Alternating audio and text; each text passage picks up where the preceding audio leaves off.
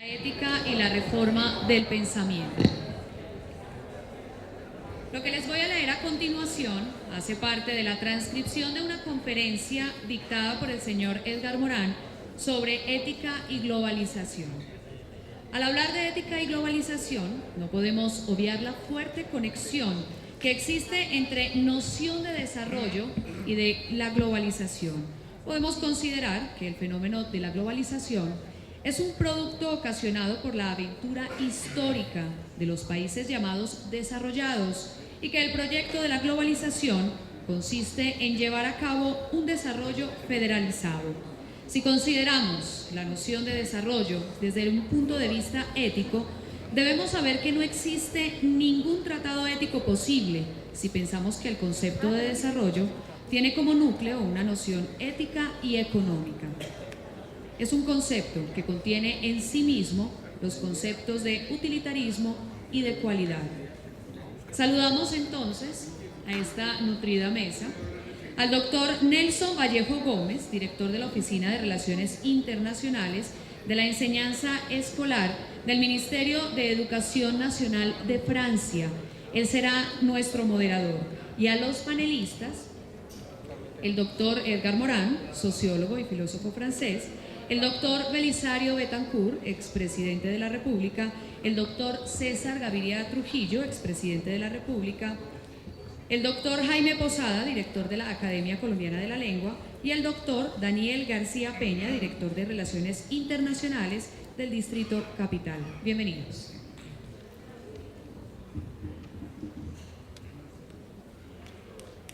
Buenas tardes.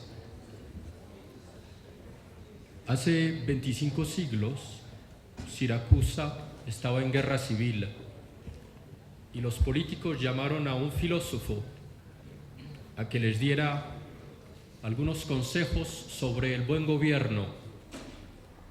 Ese filósofo se llamaba Platón y los consejos que dio al político sobre el buen gobierno de la ciudad en plena guerra civil fueron sobre ética, sobre el comportamiento de sí, sobre el gobierno de sí mismo en el campo de batalla que las pasiones pueden convertir a un individuo. Tengo el honor de moderar una mesa en donde están presentes grandes políticos y un gran filósofo.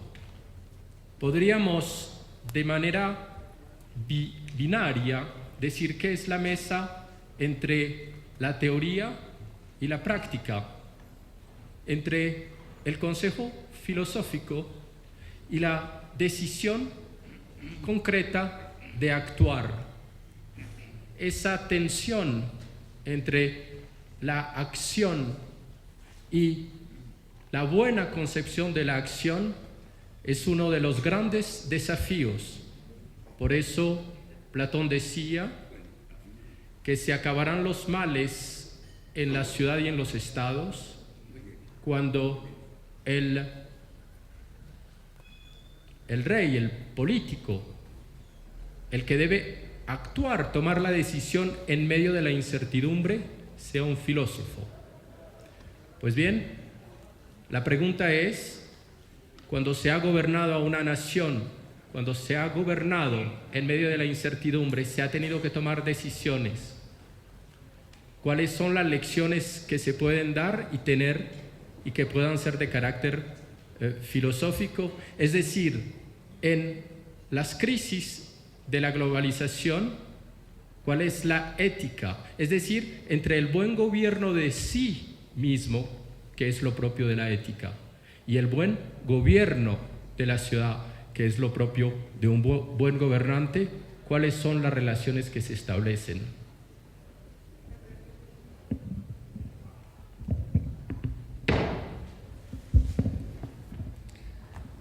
Muchas gracias, profesor Vallejo, profesor Morán, presidente Betancourt, Daniel, amigos Oscar Iván, Orlando Yepes, profesor Reynolds, Oscar.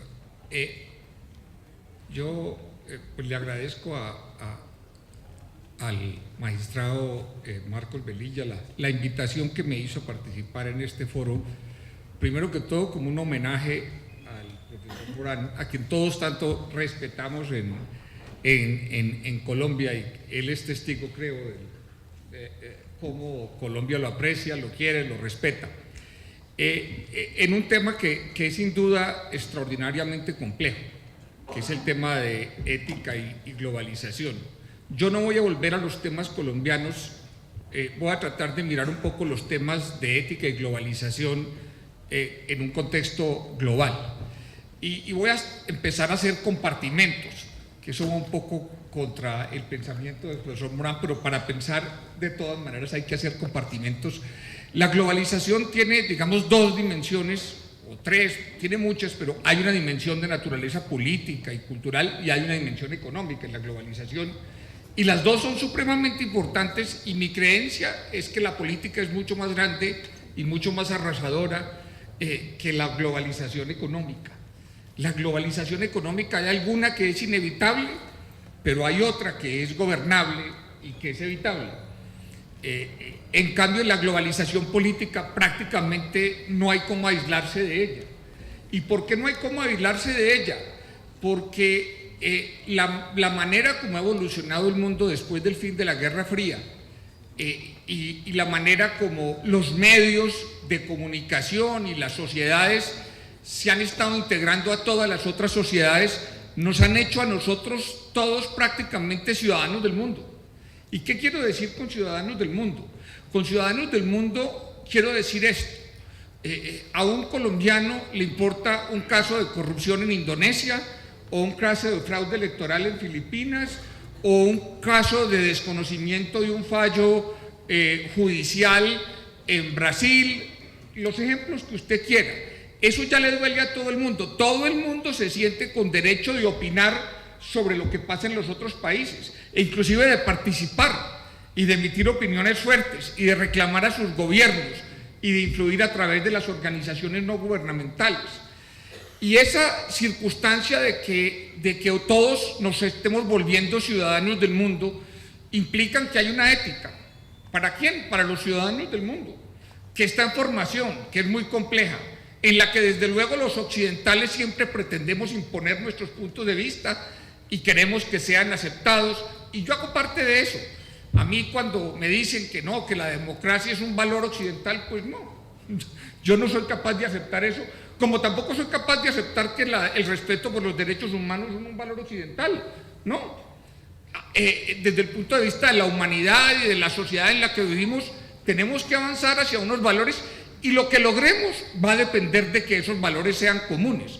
Por ejemplo, en Latinoamérica, de manera creciente y después del fin de la Guerra Fría, empezamos a tener en términos políticos los mismos valores. Cuando estamos hablando de democracia estamos hablando de lo mismo, no de cosas distintas. En los tiempos de las dictaduras eso era una cosa allí como... Nada, hoy estamos hablando de lo mismo cuando decimos, o cuando estamos hablando de derechos humanos, estamos hablando de lo mismo y no de cosas distintas. Inclusive en economía empezamos a tener valores similares, ¿sí? Empezamos a hablar lenguajes similares al que hablan los europeos o los americanos. Ya no pretendemos ser como una ínsula, y la teoría de la dependencia y todo aquello que se dijo. De manera que eso nos está haciendo avanzar, para empezar, a una cosa planetaria de justicia social. Hay todo un desbordamiento, todo un avance hacia la justicia social. ¿Dónde? En todo el mundo. ¿No? Es lo que está pasando en África, es lo que está pasando en Asia. Cada cosa que ocurre sencillamente se vuelve un tema de todos. Y esa globalización política está generando cambios profundos en todas las sociedades, y sin duda es una parte fundamental de la globalización. La gente a veces quiere mirar la globalización solo desde el lado económico, pero se le olvida que hay un lado político que tiene unos efectos gigantescos y en el que nos vamos metiendo. Cuando la señora Diana, la esposa del futuro rey, o sea o no sea, se murió, todo el mundo se conmovió. ¿Por qué? Porque la tiene en el cuarto de la casa todos los días, la veía todos los días, se le vuelve un personaje familiar, es incapaz de ser indiferente, incapaz.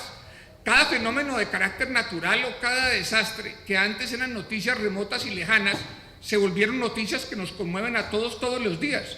Uno a veces se sorprende de que aún en el exterior ciertas noticias de Colombia son más importantes que aquí, ¿no? Y pasa en todas partes. En América hemos visto casos impresionantes.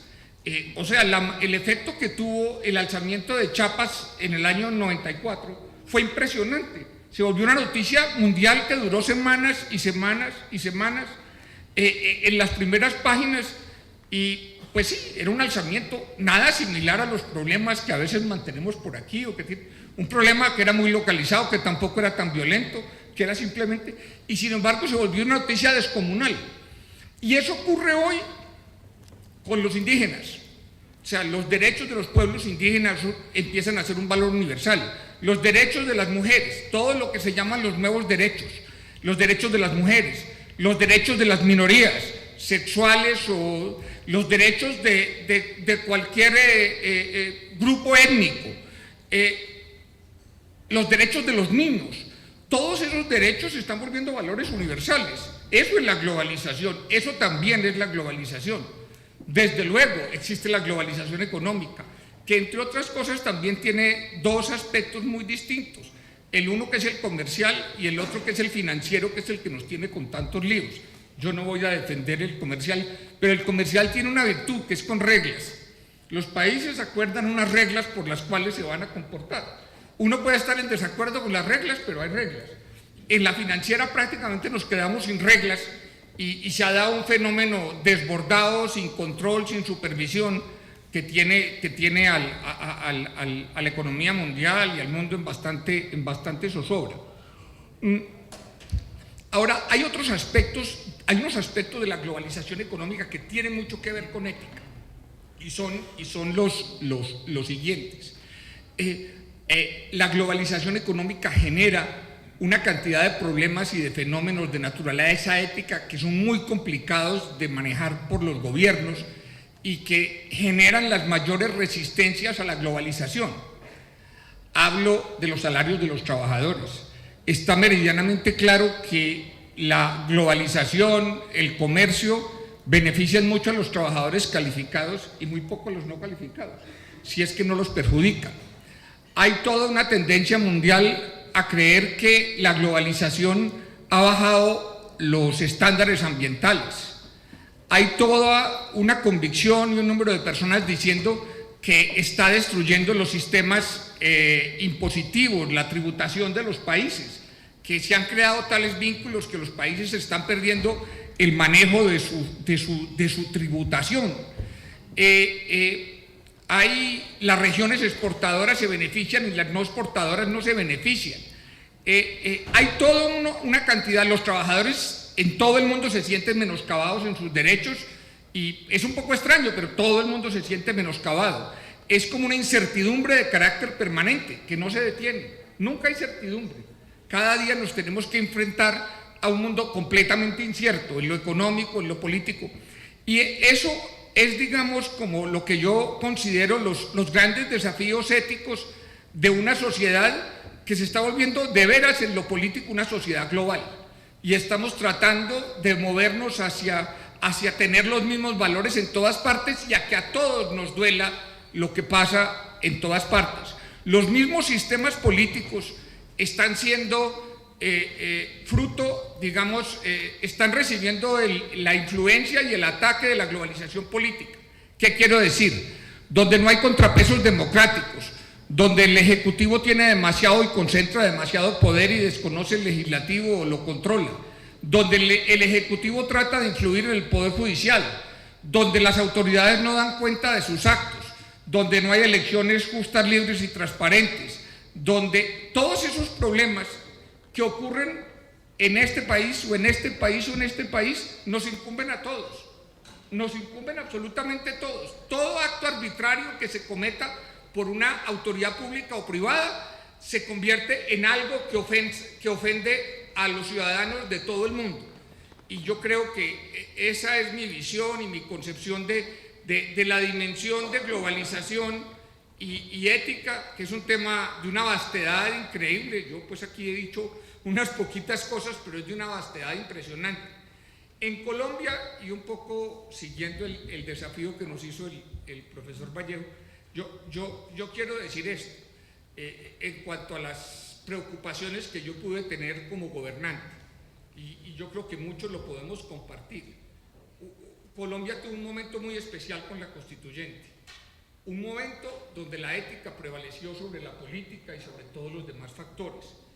Es un documento que une a los colombianos, porque puede haber distintas interpretaciones, pero personas de todos los sectores y de todos los niveles que tienen en cuenta toda la diversidad de la sociedad, se amarraron allí para producir un documento que ante todo, claro, tiene un valor legal, es un papel fundacional, pero tiene un valor ético, educa. La gente lo mira como una manera de educarse, de ver sus derechos, de no ser víctima de arbitrariedades.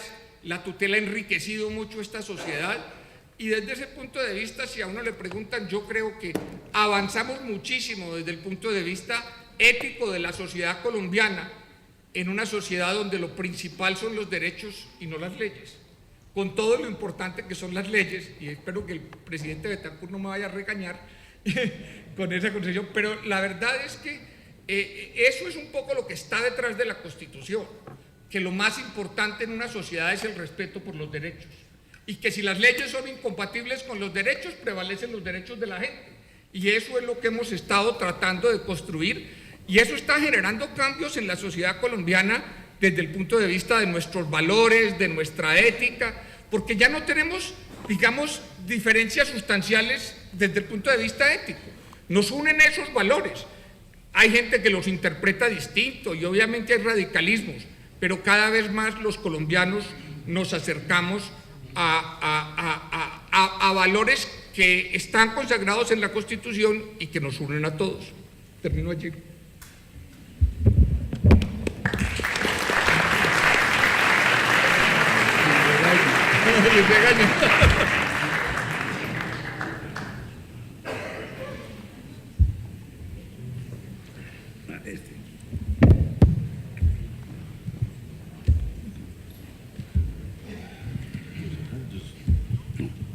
Gracias.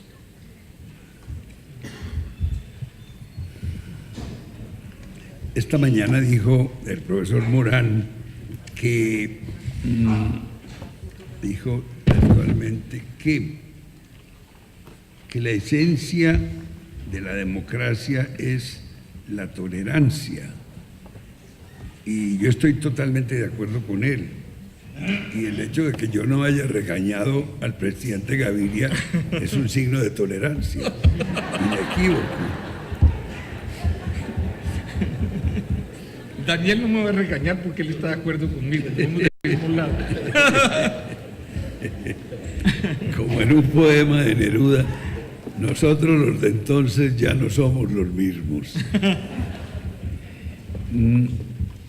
Y yo creo que en la tolerancia hay una de las fundamentaciones, en realidad, de la aceptabilidad o inaceptabilidad de la política, de la política como quehacer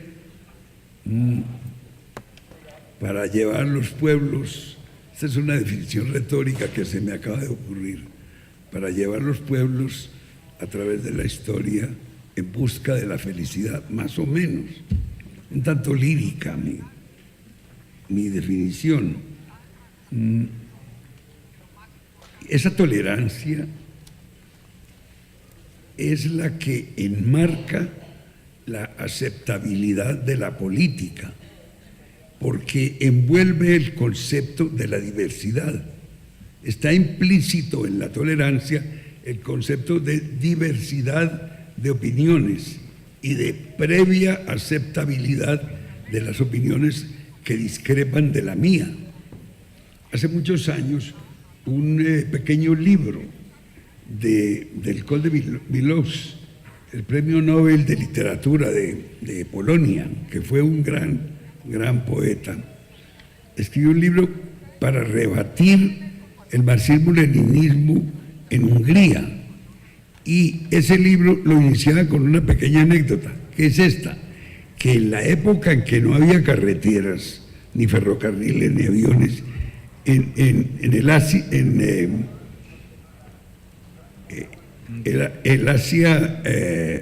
Media, llegaban las caravanas y paraban en una fonda para dejar descansar los caballos y la gente, por supuesto, y que había un mendigo en el momento a donde llegaban las caravanas, y ese mendigo les conversaba a los viandantes, y si el interlocutor le discrepaba un cierno al mendigo, este no le recibía dinero.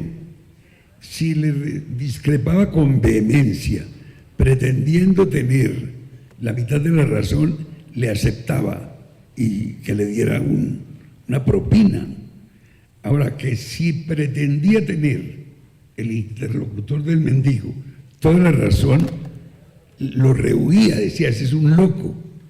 Ahí, en esa anécdota contada burdamente, está la esencialidad de la democracia.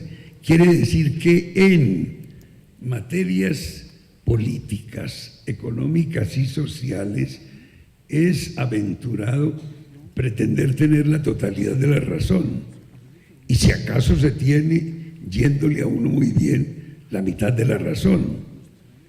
Pero yo fui elegido presidente sin la mitad de los votos, apenas con una parte, porque las reglas de que hablaba el presidente Gaviria establecían esas dimensiones como patrones de comportamiento de las decisiones electorales.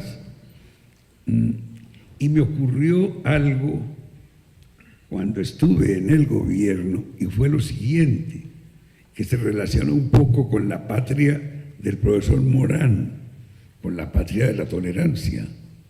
No obstante la revolución de 1789, pero la gran patria de los derechos del hombre. La tolerancia nace de ahí, a pesar de que esa utopía terminó. Un momento, voy para allá. No me hable el tiro, como decimos los villaristas. No es a pesar, no, es a consecuencia de que me ocurrió lo siguiente, que teníamos un problema con el Fondo Monetario Internacional, todos los gobiernos de la región. Algunos habían suspendido el pago de la deuda, nada menos que el Brasil, y que la Argentina, y que México, y que Venezuela. Colombia no había suspendido el pago de la deuda. Entonces me llama el presidente de la Madrid de México y me dice, hay un movimiento de países que quieren que México sirva de anfitrión para una reunión en torno de la deuda. Pero decía de la Madrid, quien acaba de morir, decía, yo no puedo servir de anfitrión porque nosotros acabamos de manifestar que no podemos pagar. ¿Por qué no sirves tú de anfitrión? Que ustedes están al día, Colombia está al día en el pago del principal y de los intereses. Y reuní el Consejo de Ministros y por unanimidad dijeron que no era aconsejable ni prudente que Colombia sirviera de anfitrión. Pero antes de que César Gaviria lo diga, habló inmediatamente después de Gaulle. De Gaulle era Betancourt. Y dijo, pues hacemos el Congreso en Cartagena. Cartagena deroga muchas vicisitudes y deroga muchas contradicciones. Hacemos el Congreso en Cartagena, pero para pagar, para ver cómo pagamos, no para no pagar. Y acordamos unas fórmulas. Y esas fórmulas, un poco condimentadas por nosotros, la huerta casera y la vaca lechera, las llevamos al Fondo Monetario Internacional, en donde despachaba, como todopoderoso, un francés que no parecía discípulo de Karl, no, arrogante, se llamaba Jacques de la Rosière, director del Fondo Monetario Internacional. Le presentamos la fórmula colombiana. Aquí hay algunos de los autores de esa fórmula. una fórmula para resolver el problema, de nuestro propio problema y en general de la deuda. Era una fórmula muy bien elaborada, muy persuasiva, muy técnica, con buena cosmética, y el hombre de la Rosier se negaba rotundamente. Entonces yo finalmente apelé a mi lírica, que ha sido un tanto vilipendiada por algunos tecnócratas como el presidente Gaviria. Entonces le dije, señor de la Rosier, de manera que porque este modelo nuestro, que es técnicamente aceptable, no corresponde con el modelo matriz del Fondo Monetario Internacional, por eso es inaceptable. O sea, usted es de la doctrina aristotélica y escolástica del Magister Dictum. Pues yo no lo soy, a pesar de que me eduqué en un seminario en griego y en latín. No lo soy. El Magister Dictum no, la razón dice. Y vamos al imperio de la razón. Y le dije, le voy a poner un ejemplo. Hace por ahí siglo y tanto, en Francia, se presentó una convocación de pintores y se presentaron varios centenares de pintores. La academia rechazó muchos de ellos porque no se ajustaban a los cánones de la casa matriz de la academia, como lo está haciendo usted, señor de la Rosier, con el Fondo Monetario Internacional. Algunos de esos pintores rechazados montaron una exposición en la sede del frente. Se llamaban Cézanne, Matisse, Degas, Renoir, y esos fueron los que triunfaron, no los de la academia. ¿Usted por qué no nos deja a nosotros, subdesarrollados, que nuestra fórmula, aunque no se ajuste al de la casa matriz, nos sirva, sea válida? El hombre se puso pálido y yo también. Él de la furia y yo también de la furia, pero mi furia era subdesarrollada. Entonces no tenía mucha cosmética y siguió la discusión y le puse otros ejemplos. Y los que triunfaron fueron los que no se ajustaron a los cánones. Otros ejemplos. En Montparnasse, en el Café de Lilar, hay todavía una mesa en la cual se sentaban a tomar la marihuana de entonces Verlaine, Rimbaud, Baudelaire.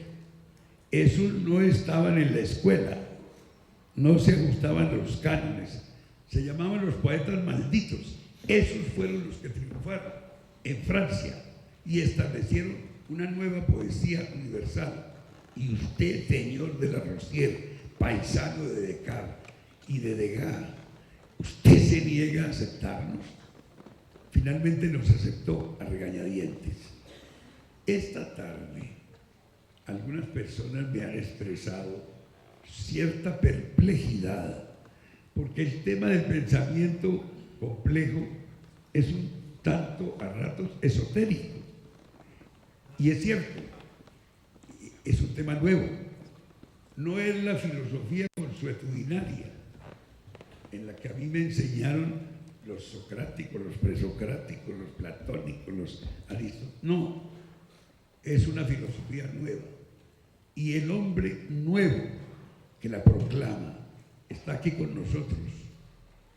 Es un hombre nuevo de 90 años que ha triunfado en el mundo entero con esa filosofía a la cual hay que aplicar cierta mesura en su aproximación a ella.